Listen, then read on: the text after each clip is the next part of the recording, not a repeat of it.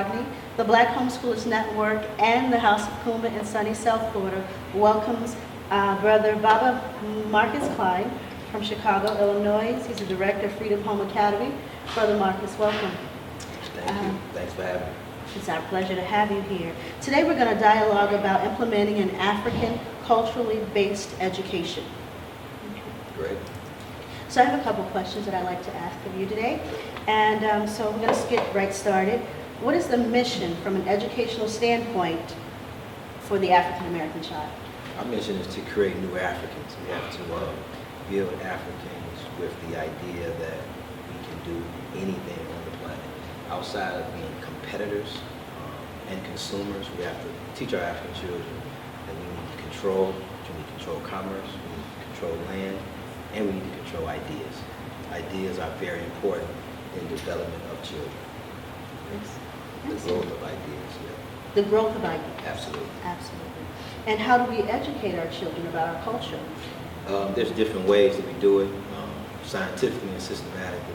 We must teach our history from an ancestral standpoint, letting our children know and instructing our children that not only is it important to know names and dates, but it's important to teach them our ancestral lineage, how it's important, how that feeds into a self-esteem, building a self-esteem for children through history and through ancestral knowledge, tapping into that historical bank, pulling out of the children just things that make them better Africans through African history. So not just names and dates, but again, we need to teach them how important it is to come up with their understanding of how their ancestors created and ancestors built the planet. By doing that, it's easy for them to identify with them as opposed to learning history from a European dynamic, learning from an African dynamic. By that, you can teach them anything and they'll be able to identify with it. Now, should that be personal to the child's nationality, or should it be Pan-African? It has to be Pan-African.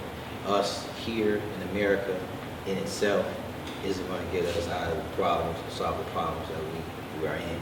We must teach them to make a connection with not just Africans in Africa, but Africans all over. So as Marcus Garvey taught, we have to have a Pan-Africanist ideal. That means we must reach over and connect socially, economically with African people and African descent all over the diaspora.